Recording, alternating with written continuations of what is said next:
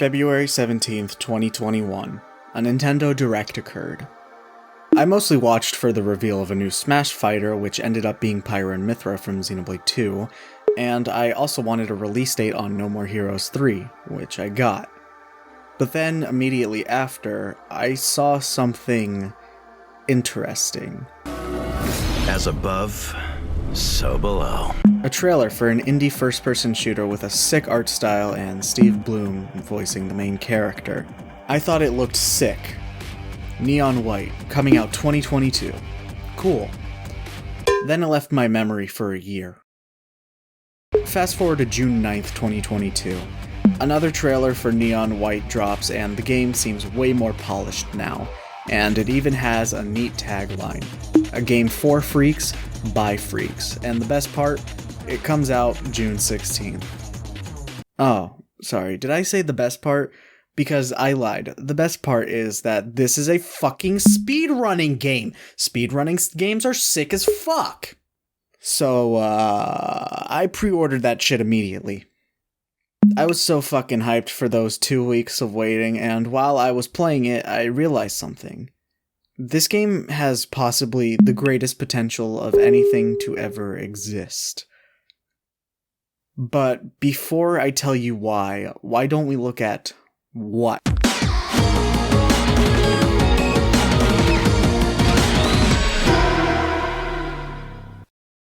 Let's talk about the aesthetics of this game first, specifically color schemes, because the title of the game explains it pretty well. It's neon colors on white, and it looks sick as fuck! Exaggerated cartoon elements to give the game that silly what the fuck tone, and the music, it gives it a vibe of fast absurdism, which, You're so lucky you don't have big boobs, White! They get it the worst. You think I don't have things that sweat? Things? yeah, that makes sense, but the aesthetics really match the tone of the gameplay. Speaking of the music, guys, this soundtrack's in the top 10. Feel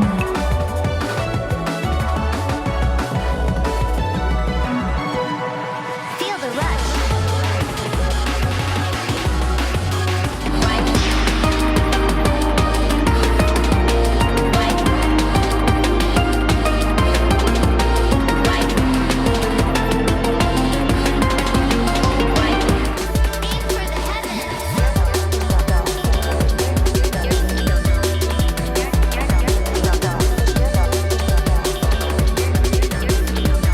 It's so fucking good. In a game that is centered around speedrunning the same 20-second level over and over, you're gonna need fast action, frenetic, yet catchy music to keep you motivated while playing.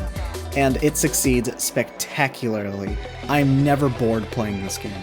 Machine Girl has really outdone herself. I jam to this shit while I clean my room every week. Hey, this is just a reminder that if you like the video, please like and subscribe. I'd really appreciate you helping out the channel.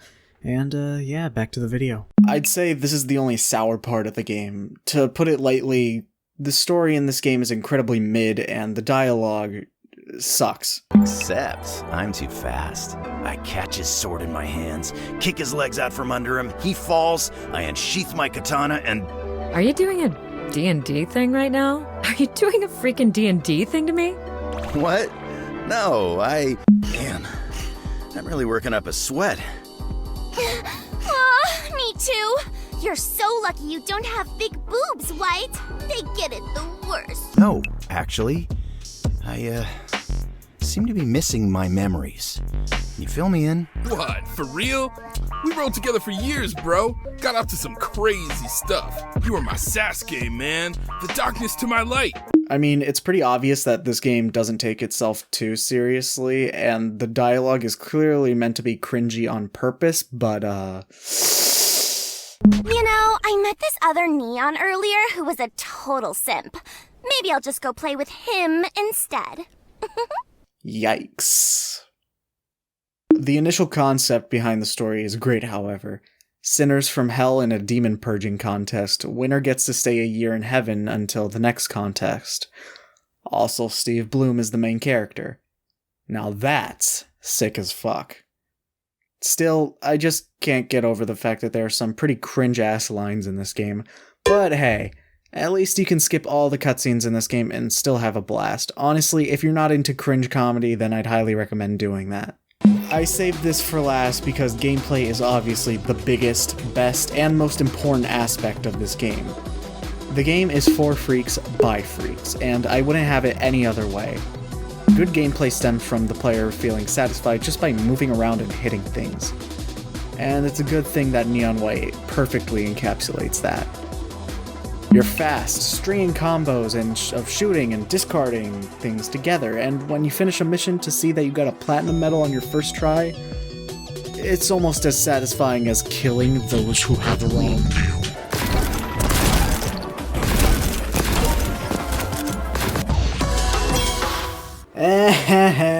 I got a platinum medal doing it the normal way. And the gameplay cycle feels so stacked and complex despite only using the sticks, pause buttons, and triggers to play. Helps free up your thumbs for movement, which is heavily emphasized in this shooter. And then there's the insight system.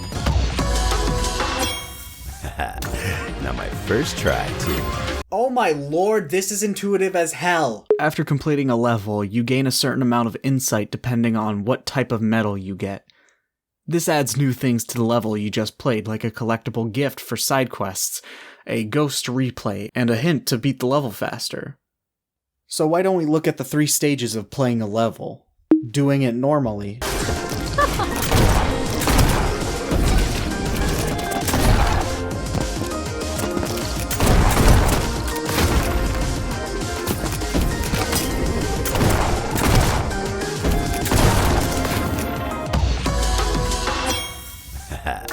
And on my first try, too. Following the level hint.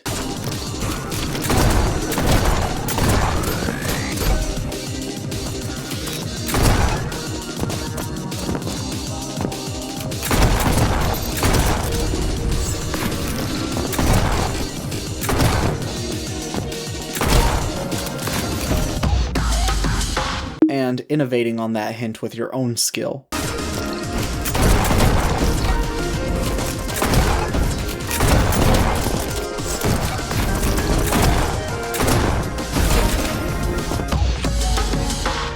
I just keep getting better and better.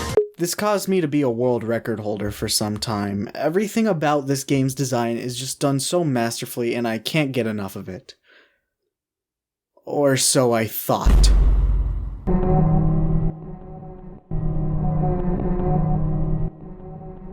The biggest problem I have with this game is that there's a huge lack of replay value to this game. The only replay value there is to this game is to play levels again in hopes that you can better your recorded time. But the thing is, I did this funny thing called 100%ing the game on my first playthrough, meaning I got all platinum medals, all gifts, all dialogue conversations, everything. And the game tells me I'm good enough, so I don't feel like bettering my score because I used to be a world record holder! In the very early days of this game, I had a world record for the level 5-6 streets on Switch, and I even whittled it down quite a bit since then, but god damn, y'alls are fast! So what else is there to do other than bettering your time on levels and level rush? The answer? Not much. There's the hidden developer time medals, but again, them boys are fast, and aces make me feel accomplished enough. Now, look, I still love this game and think it's a great experience, but the most fun I've had playing this game after my first playthrough was the playthrough you're watching now that I recorded for the sake of gathering footage, meaning I found enjoyment from an obligation. Even then, I didn't replay the levels much because I often got platinum medals on my first try. So when playing through this game again, I couldn't help but wonder, what could this game do to stay fresh? And then I played some Portal 2.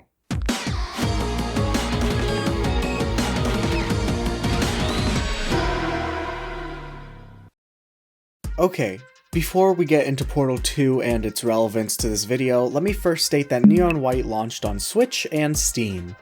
And I think it's integral for all games to have a PC port. And I'm not even a PC Master Race cuck. I primarily play my games on console. This is my Steam library, and I play Neon White on Switch. I don't even have it on Steam. But I think PC ports are important because you're giving people the source files of the game. And this opens a door of opportunities in the form of mods. Mods are the GOAT because they turn a game from good to great. Oh, we caught him lacking, he's out of range.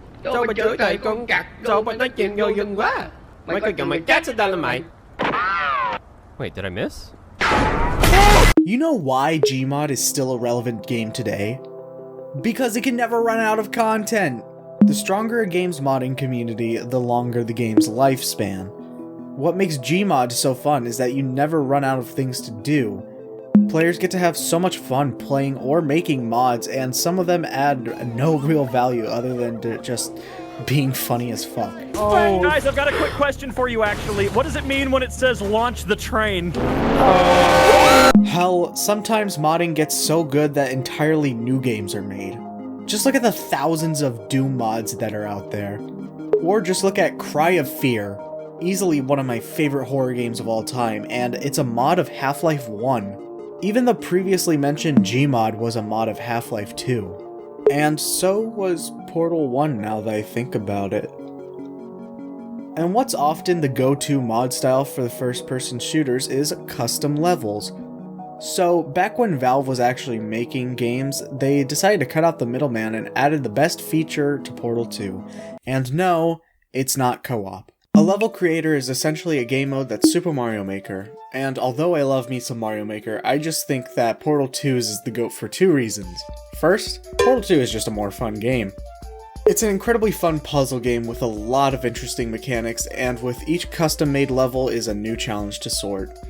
They're especially satisfying when beating them quickly.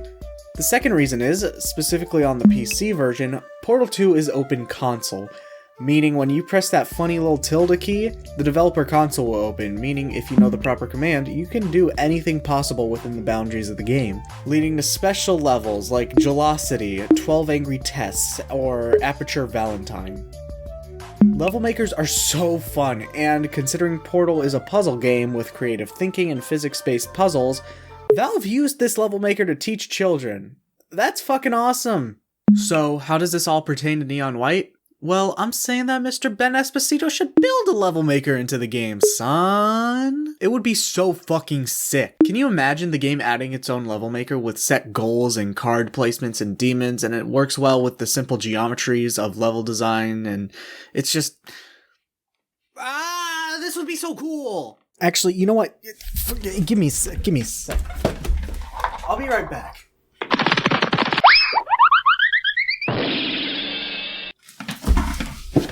Okay. I present to you the Neon White level maker.